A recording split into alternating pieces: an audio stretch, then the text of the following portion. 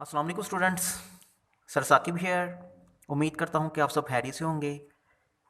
Students, आज के इंशाल्लाह टॉपिक में हम पोइम्स के सारी पोइम्स के जो क्वेश्चन हैं उनको थॉरली रीड करेंगे और ये इंपॉर्टेंट क्वेश्चंस हैं पेपर पॉइंट ऑफ व्यू के हवाले से। और इंशाल्लाह पहले हमने जो प्रीवियस जो हमारे लेक्चर्स हुए हैं उसमें मैंने स्टैंजे का जिक्र किया था और आज के इस टॉपिक में मैं जो सा क्वेश्चंस का जिक्र करने लगा हूँ। पोइम्स सेक्शन में टू टाइप्स ऑफ क्वेश्चन होते हैं। फर्स्ट स्टैंजा 5 नंबर का और सेकंड जो है क्वेश्चन वो आपको पूछा जाएगा ये जो मुख्तसर सवालात हैं। तो स्टूडेंट्स याद रखिएगा, आपको टोटल पेपर में 6 क्वेश्चन आएंगे, आपने 4 अटैम्प्ट करने हैं, हर एक के नंबर 2 हैं। ये बच्चों आपका 8 नंबर का पोर्शन है। ओके, ये आपका 8 नंबर का पोर्शन है। ठीक है, इसको आपने मिस नहीं करना। ओके, लो स्टार्ट। रेन फर्स्ट पोइम है हमारी, चूंकि आए इसके क्वेश्चंस को हम रीड कर लेते हैं। स्टैंजा मैं सारी पोइम्स का ऑलरेडी पहले ही प्रीवियस लेक्चर्स में करवा चुका हूं और इंशाल्लाह मैं उम्मीद करता हूं कि आज के इस लेक्चर में मैं पूरी कोशिश करूंगा कि आपको सारी पोइम्स के जो क्वेश्चन हैं वो थॉरली रीड करवा दी जाएं। ओके, तो आइएगा जी क्वेश्चन नंबर 1 की तरफ। What impression does the sound of rainfall क्या तासुरात, इंप्रेशन कहते हैं क्या तासुरात, क्या तासुरात बारिश के गिरने की आवाज़ पैदा करती है शायर पर। शायर पर बारिश के गिरने की आवाज़ क्या तासुरात पैदा करती है। द साउंड ऑफ रेन, बारिश की जो आवाज़ है, गिव्स अ नाइस, वो उम्दा, मीठा, खुशगवार तासुरात देती है शायर को। ठीक है। दूसरा सवाल, व्हाट विल हैपन, भाई हैपन का मतलब होता है होना, क्या होगा जब बारिश रुकेगी। यह सवाल किस शक्ल में आ सकता है student. Why does writer hope, writer क्यों उम्मीद करता है प्यारा मंजर रखने की बारिश के बाद, बारिश के बाद प्यारा मंजर रखने की राइटर क्यों ये उम्मीद करता है। राइटर ये उम्मीद करता है कि सन विल कम आउट, के सूरज बाहर निकलेगा, and it will be a lovely, और ये एक प्यारा अट्रैक्टिव दिलकश मंजर होगा बारिश के बाद। ही थिंक्स डैट, वो सोचता है कि बारिश धो देगी एवरी स्पेक, हर निशान हर धब्बे को। डस्ट, डस्ट का मतलब होता है गंदगी, गंदगी के हर निशान को धो देगी और हर चीज प्यारी हो जाएगी। What do you mean by rich leaves, अमीर पत्तों से क्या मुराद है। यह सवाल की सूरत में पूछा जा सकता है student. What does the upper leave symbolize, ये जो अपर लीव्स हैं, ऊपर वाले पत्ते हैं, क्या निशानदही करते हैं।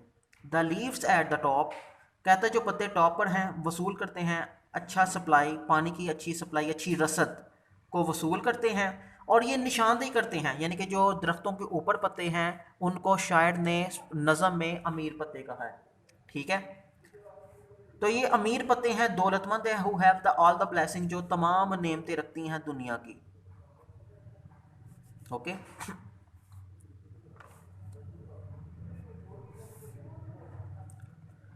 What do the poor and rich leave signify in poem, क्या गरीब और अमीर पत्ते निशानदेही करते हैं नज़म में। वो निशानदेही करते हैं फिनोमिना ऑफ नेचर, ये कुदरत की एक फितरत है अमीर या गरीब होना, लेकिन इसमें जो एक गरीब आदमी की सख्ती है उसको भी बयान किया गया है। Question number 5, what do you mean by poor leaves, गरीब पत्तों से क्या मुराद है। व्हाट डज सिम्बलाइज, ये निशानदही क्या करते हैं।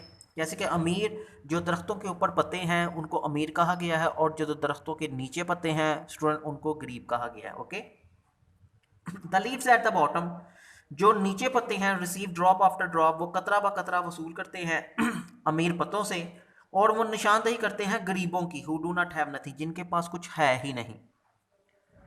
तो अगर स्टूडेंट कुछ इस किस्म का क्वेश्चन आ जाए, what is the theme of the poem, तो आपने स्टूडेंट याद रखिएगा कॉन्टेक्स्ट लिखना है। कॉन्टेक्स्ट मैं प्रीवियस लेक्चर में पढ़ा चुका हूँ, आप उधर से ये देख सकते हैं। ठीक है, आपने सिर्फ वहां से कॉन्टेक्स्ट को पिक करना है, उसको याद करना है और इसकी जगह फिट कर देना है। Move to next point, nightmare. What kind of train, किस किस्म की जो ट्रेन को बयान किया गया है, शायर ने किस किस्म की ट्रेन को भाई बयान किया है। नाइट मेल एक ऐसी ट्रेन है जो कि लाती है लेटर, पोस्टल ऑर्डर, चेक्स मुख्तलिफ लोगों के लिए। What does night mail cross, night mail क्या पार करती है, क्यों पार करती है। Night mail crosses, night mail night mail पार करती है बॉर्डर को टू ब्रिंग लाने के लिए चेक और postal order. What does the night mail bring? Night mail क्या लाती है? इट ब्रिंग्स लेटर्स, ये लाती है खतूत अमीरों के लिए, गरीबों के लिए, दुकानदारों के लिए, और लव लेटर्स लेकर आती है। Where does the night mail cross from? Night mail कहाँ से गुजरती है? ये गुजरती है मैदानों से। इट क्लाइम्स अप, ये चढ़ाई चढ़ती है आराम से छोटी पहाड़ियों पर। बाज़ ये नीचे ढलवान भी उतरती है। ठीक है जी, लोग कहते हैं ढलवान।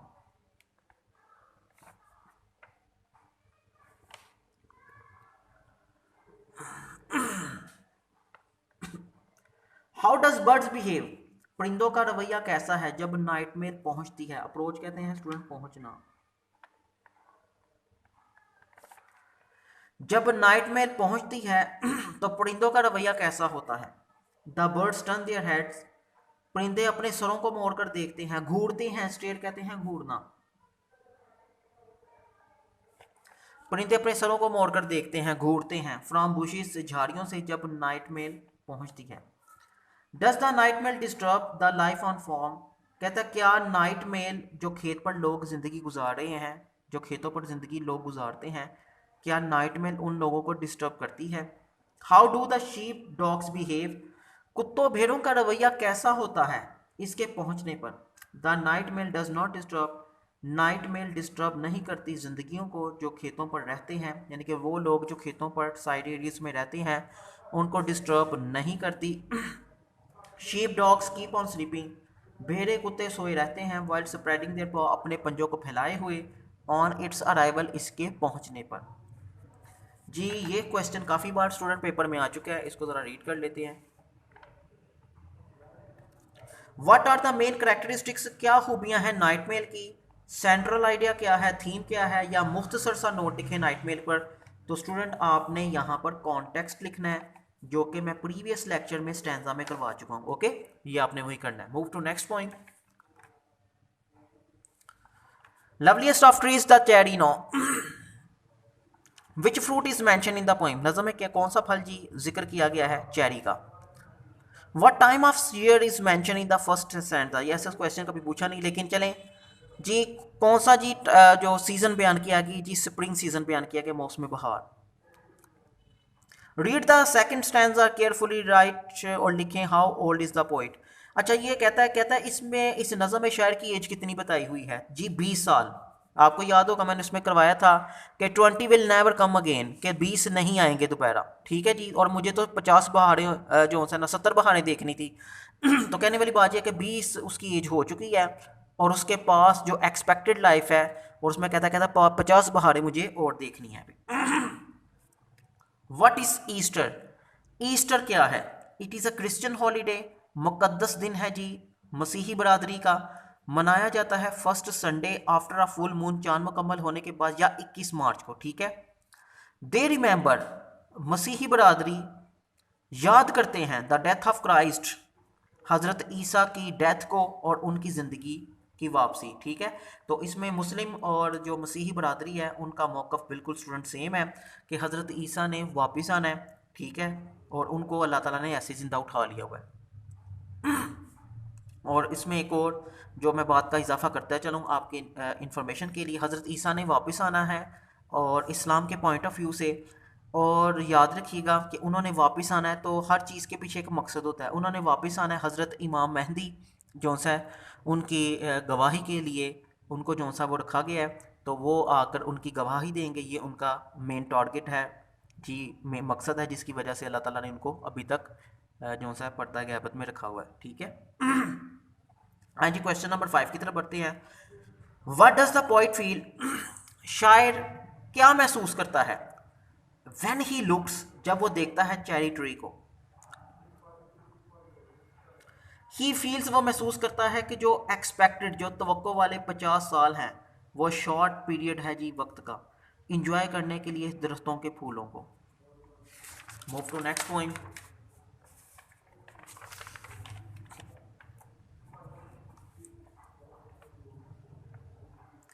What does the title of the poem signify? ये इस नज़म का टाइटल क्या निशानदेही करता है? तो बच्चों ये सवाल की जगह आपने वही पोइम का कॉन्टेक्स्ट लिखना है, ठीक है। जैसे मैं पहले भी बता चुका हूँ कि मैंने स्टैंजा जो है ना वो करवाते करवाते उसमें कॉन्टेक्स्ट करवाया था, रेफरेंस कॉन्टेक्स्ट जिसे कहते हैं, ठीक है। उसमें से आपने कॉन्टेक्स्ट को उठाना, इधर फिट कर देना, ये आपके लिए आसान होगा याद करना। What dangers of the way, क्या रास्ते के खतरात रीडर पॉइंट आउट करता है जी, रीडर बताता है राइडर को या सवाल की सूरत में आ सकता है, what are the dangers in the valley, वादी में क्या खतरात हैं रीडर के मुताबिक। रीडर राइडर को बताता है कि जो वादी है वो मुर्दा खाना है, जब फर्नेसिस बर्न, जब भट्टियाँ जलती हैं। There is an ill smell, कहता है वहाँ पर एक बीमार करने वाली बदबू है, और खाई की शक्ल में वहाँ पर कब्र है जहाँ पर कोई भी वापस लौट कर नहीं आया। What kind of man the rider is, rider किस किस्म का आदमी है? वो बहादुर है, करेजियस हौसलामंद है, ऑप्टिमिस्टिक पुर उम्मीद है, who is ready to face, जो कि तैयार है सामना करने के लिए, all the dangers of the life bravely, जिंदगी के तमाम खतरात का बहादुरी से। What does the rider reply, rider क्या जवाब देता है? राइडर हुक्म देता है रीडर को कि यहाँ से दफा हो जाओ। What kind of man the reader is, reader किस किस्म का आदमी है? रीडर कोवर्ट बुज़दिल है, ना उम्मीद सा शख्स है। वट डज द फेरर से टू ऑर्डर, सुनने वाले ने खौफ खाने वाले को क्या कहा? ये स्टूडेंट क्वेश्चन रहने दें, ये कर लेते हैं, दोनों same actually. What is her reply to order, सुनने वाले ने खौफ खाने वाले को क्या कहा? हेयर, सुनने वाले ने खौफ खाने वाले को ये जवाब दिया कि तमाम जो मुश्किलात हैं, मसाइब हैं, are in search of the order, कहता है ये तुम्हारी तलाश में है, मेरी तलाश में नहीं है। He should face them all, कहता तुम्हें सबका सामना करना चाहिए। What does the title of the poem signify, ये जो नज़म का टाइटल है वेयर आर यू गोइंग, क्या निशानदेही करता है? What do you feel after reading the poem, इस नज़म को पढ़ने के बाद आप कैसा महसूस करते हैं? तो स्टूडेंट यहाँ भी आपने कॉन्टेक्स्ट ही लिख देना है, okay.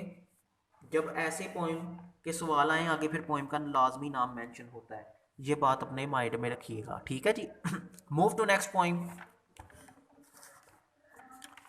In the street of food stall, what are the feelings of poet, शायर के क्या जज्बात हैं, क्या फीलिंग्स हैं?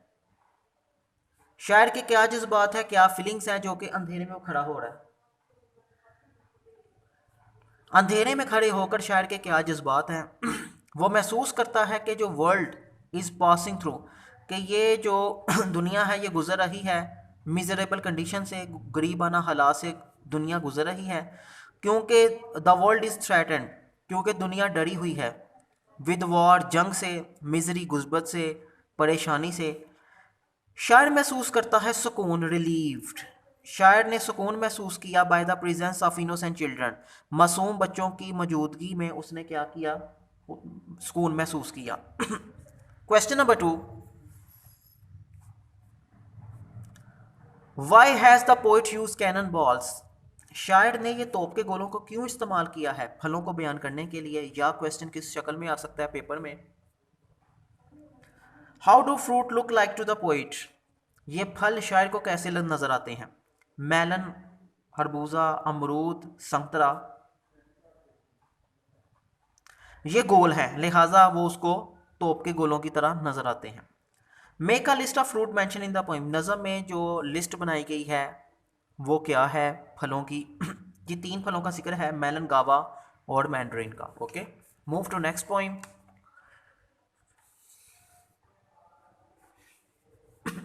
Sindhi women, question number 1, what did poet reflect, क्या शायर ने मुड़कर देखा जब उसने देखा था?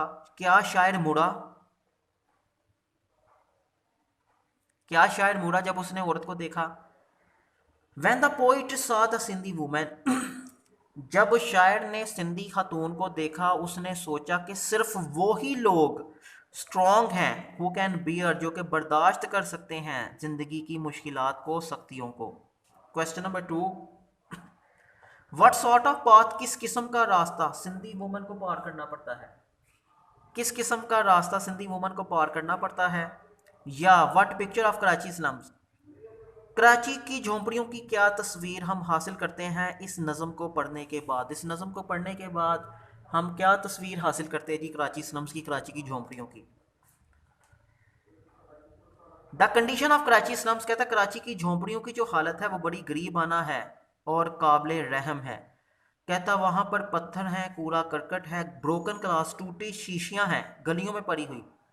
Area has no proper system of sanitation, वहाँ पर सीवरेज का कोई सिस्टम नहीं है, पानी निकालने का कोई सिस्टम नहीं, यानी कि वहाँ पर पानी खड़ा रहता है। यानी काफ़ी उसने इलाका जो है ना पस्त इलाका, उसकी तस्वीर खींच कर जो है ना अपनी लिखाई में पेश की है। Question number 3 student, what does the Sindhi women carry on her head? Sindhi women अपने सर पर क्या लिए हुए है? Sindhi women carries a stone jar, Sindhi women पत्थर का मर्तबान लिए हुए है ऑन हर हेड, अपने सर पर। Next question, what is the theme of the poem? नज़म का जी मरकजी ख्याल क्या है?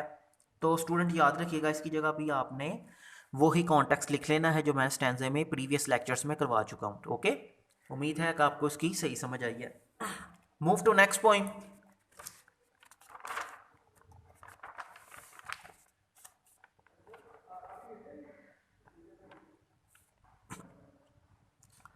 व्हाट काइंड ऑफ फीलिंग्स, किस किस्म के जज्बात नज़म पैदा करती है रीडर के माइंड में?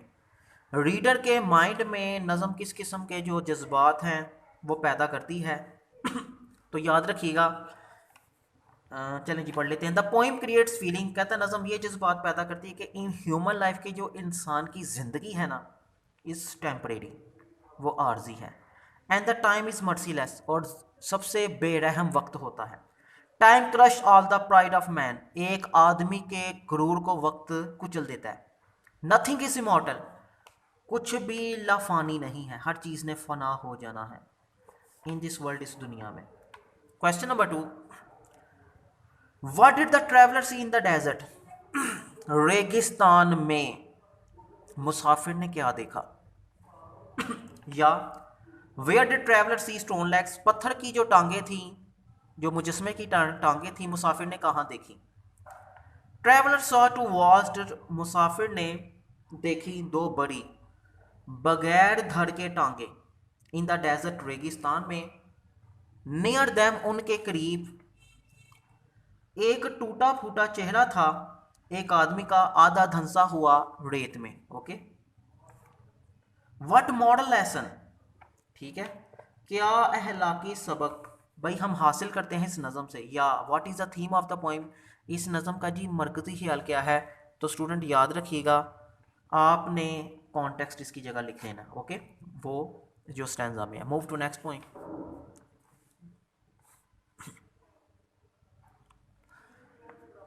What is mother sparrow holding in her beak? फीक जी, फीड का जी क्वेश्चन हम रीड कर लेते हैं।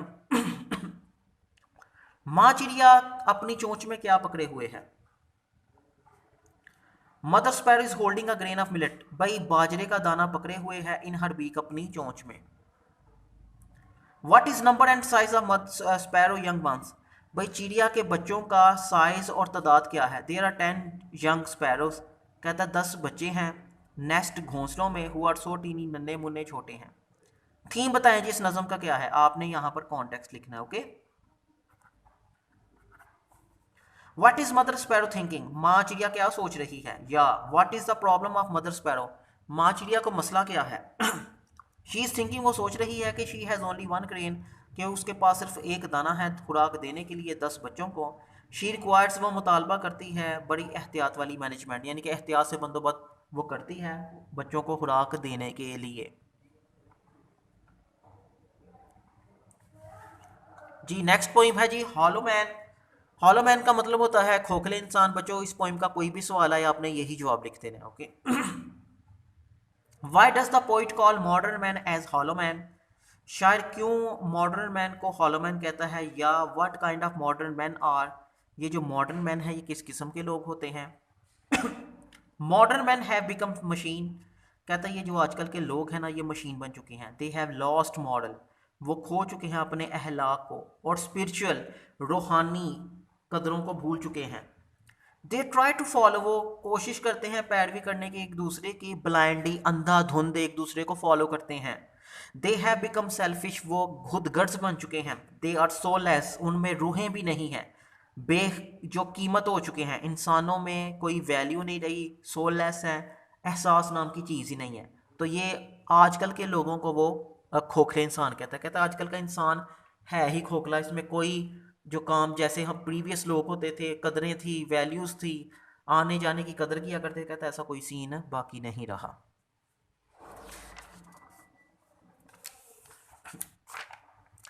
जी नेक्स्ट पोइम रुबाइयात, अल्लामा इकबाल की बड़ी शानदार ये नज़म है जिसमें उन्होंने पैगाम दिया है अपने मुसलमान लोगों के लिए, मुसलमान जनरेशन के लिए, जोश वलवले के लिए, ईमान की पुख्तगी के लिए ये नज़म हमें बताती है। और उन्होंने मना किया है कि मगरबी तहज़ीब को फॉलो ना करना, अगर करोगे तो तबाह बर्बाद हो जाओगे। मगरबी तहज़ीब की साजिशें हैं, यूनिटी है, जब यूनिटी नहीं है जबकि ये यूनिटी है, क्योंकि हमारा एक ही मुक़द्दस मकाम है खाना काबा, और हमने उस पर ही जो है ना वो अपना ईमान, अपना भरपूर ईमान, पुख्ता ईमान खुदा ताला की ज़ात पर रखना है। हु वाज अब्राहम अलैहिस्सलाम, हज़रत इब्राहीम अलैहिस्सलाम कौन थे? हज़रत अब्राहम अलैहिस्सलाम was the dearest prophet of Allah, अल्लाह के प्यारे पैगम्बरों में से एक थे, है ठीक है। यानी कि अल्लामा इकबाल ने इसमें नज़म में स्टूडेंट ये बताया, कहता जैसे देखा हमारे पैगम्बरों के कितने मजबूत ईमान थे, पुख्ता ईमान थे, उनके जितनी भी उन पर सख्तियाँ आती थी लेकिन उन्होंने कभी ईमान से जो है ना परहेज़ की नहीं। यानी कि उनका जो ईमान है वो कभी भी डामाडोल नहीं हुआ, लड़खड़ाया नहीं, हिले नहीं अपने मौक़िफ़ से। कहता इस तरह हमें भी होना चाहिए। व्हाट्स देन स्लेवरी, गुलामी से बदतरीन चीज़ क्या होती है? टू हैव नो फेथ, ईमान का ना होना गुलामी से बदतरीन चीज़ है। Who can not compete with the civilization of Mecca, मक्का की तहजीब के साथ कौन भाई सामना नहीं कर सकता, कौन मुकाबला नहीं कर सकता, कौन कम्पीट नहीं कर सकता? यूरोपियंस, कहते हैं ये जो मगरबी लोग हैं, कैन नॉट कम्पीट, कहते हैं ये मुकाबला नहीं कर सकते मक्का की तहजीब के साथ। मगरबी दुनिया मुत्तहिद नहीं है, यूनिफाइड नहीं है, जबकि जो तहजीब है मक्का की उसमें मुसलमान क्या है, मुत्तहिद है। What has made the effort of Muslims fruitless, मुसलमानों की किन कोशिशों ने उनको बेफायदा कर दिया?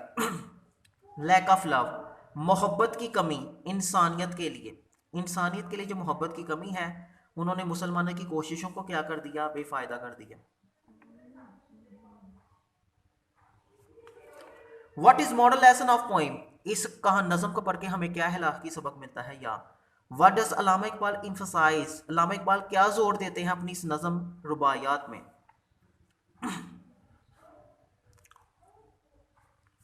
द पोइम टीच अस, नज़म हमें यह सिखाती है कि मुस्लिम यानी कि मुसलमानों की जो अजमत है ना वो डिपेंड करती है ट्रू फेथ, हकीकी जो ईमान है इस्लाम में। मुस्लिम शुड नॉट फॉलो ब्लाइंडली, कहता मुसलमानों को अंधाधुंध पैरवी नहीं करनी चाहिए और पागलों की तरह यूरोपियन जो सिविलाइजेशन है उनको फॉलो नहीं करना चाहिए, ठीक है। बल्कि हमारी अपनी तहजीब इतनी शानदार है, हमें तो अपनी तहजीब से हटना नहीं चाहिए, ये अल्लामा इकबाल इसमें जोर दे रहे हैं। Okay, move to next poem. Poem number 13, tale of two cities, ये दो शहरों की कहानी है। ये तबाहकारी के बारे में बताया गया बच्चों इस नज़म में।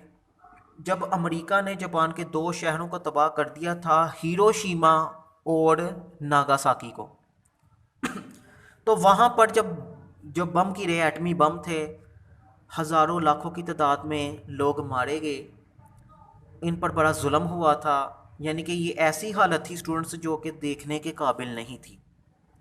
मलबा बन गया बड़ी बड़ी बिल्डिंग्स का, ठीक है, बड़ी बड़ी बिल्डिंग्स का मलबा बन गया, शीशे टूट गए, लोगों की जो स्किन थी ना वो ऐसे लटकती थी, जो हरियाली थी वो तबाहकारी में बदल गई, आबो हवा ऐसे लगती थी जैसे कि कोई काले बादल जो है ना वो उड़ रहे हों।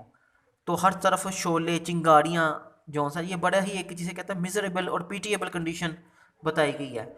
लेकिन उस बम के फटने के बाद इतना वायरस भी फैल गया कि उनकी जो आइंदा आने वाली नस्लें हैं वो भी सही तरीके से जो सा ना वो नॉर्मल कंडीशन में नहीं थी हैं, वो फिज़िकली तौर पर डिसेबल थे। तो इस नज़म में तबाहकारी के बारे में जो सा बताया गया है। आए जी इसके क्वेश्चंस को हम लोग रीड कर लेते हैं। अंडर वट सरकमस्टेंसेस, किन हालात में मुतासरीन को गुजरना पड़ गया। जो मुतासरीन थे, जो विक्टम्स थे एटमी धमाकों के, उनको गुजरना पड़ गया खौफनाक काबिल रहम बदतरीन हालात से। टू ग्लोरियस सिटीज, दो शानदार जो शहर थे जापान के, मुकम्मल तौर पर तबाह हो गए। थाउजेंड ऑफ पीपल, हज़ारों लोग उसमें मारे गए। Why do the people look powerless, लोग क्यों बेहिम्मत और मजबूर नजर आते हैं। या how were the people of two cities, कैसे दो शहरों के लोग को जो सा ना वो पावरलेस हो गए, यानी कि उनमें हिम्मत कैसे ख़त्म होगी। कहता अटोमिक एक्सप्लोजन, एटमी धमाकों ने हज़ारों लोगों को मार दिया। दोज हु सर्वाइव, वो जो बच गए, जल गए, डर गए, अफ्रेड खौफजदा हो गए, बैडली इंजर बुरी तरह जख्मी थे। इसलिए जो लोग थे वो बेहिम्मत मजबूर नजर आते थे। डिस्क्राइब द सीन ऑफ डिवोस्टेशन, भाई तबाही का मंजर बयान करें। आफ्टर द अटोमिक ब्लास्ट, एटमी धमाकों के बाद दो शानदार शहर जापान के मुकम्मल तौर पर तबाह हो गए। थाउजेंड ऑफ पीपल मारे गए, कत्ल यानी कि वो उनको हलाक हो गए। एवरीथिंग वॉज बर्न, हर चीज जल गई, कुचली गई, स्मैश रगड़ी गई।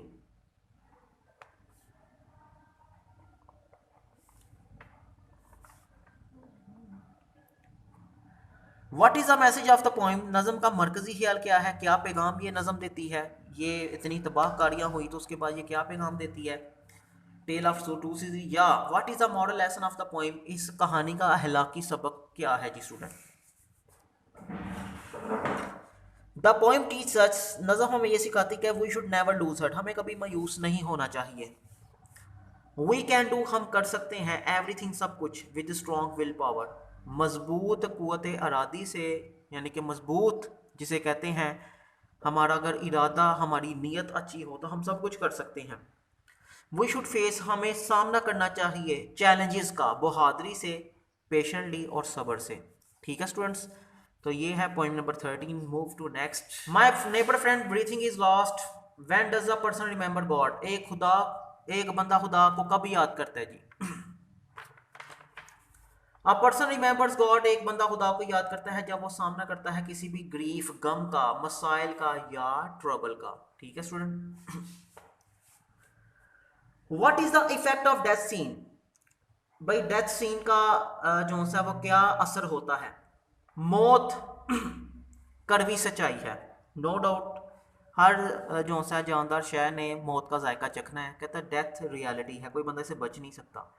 डेट मेक्स अस, जो हमें खौफजदा करती है, डराती है। टेरिफाइड, खौफजदा करती है, फ्राइटेंड करती है, टेरिफाइड डराती है। वी अवेयर, हम आगाह हो जाते हैं हकीकत से। एंड स्टार्ट फेयरिंग, और डरना खुदा से शुरू कर देते हैं। फॉर द टाइम बीइंग, वक्त आने पर। Why does a person feel helpless, एक बंदा मजबूरी क्यों महसूस करता है। On the death of a friend, एक दोस्त की मौत पर बंदा मजबूरी क्यों महसूस करता है, क्योंकि वो मौत को रोक नहीं सकता। ही कैन डू नथिंग, वो कुछ नहीं कर सकता। फॉर हिज फ्रेंड, अपने दोस्त के लिए वो कुछ नहीं कर सकता। What does flare of flame in heart to height, पूरे जिस्म में जो शोले भड़कते हैं, क्या शोले भड़कते हैं, यानी कि मौत को देखकर, अपने दोस्त के मजबूर हालात को देखकर, उसकी पीटीएबल काबिल रहम हालत को देखकर कहता है कि जिस्म में शोले भड़कते हैं। डेथ ऑफ नेबर फ्रेंड, हमसाये दोस्त की जो मौत है ना, टेरिफाई द पोइट, शायर को खौफजदा कर देती है। ही फील्स, वो महसूस करता है रूहानी तौर पर मायूसी।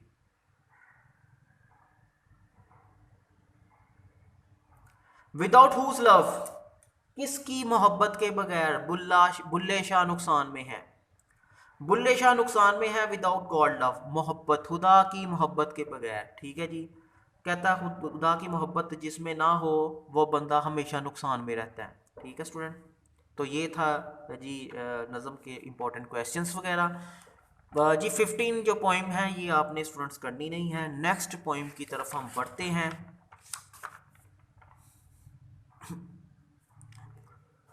गॉड्स एट्रीब्यूट, खुदा की सिफात। ठीक है,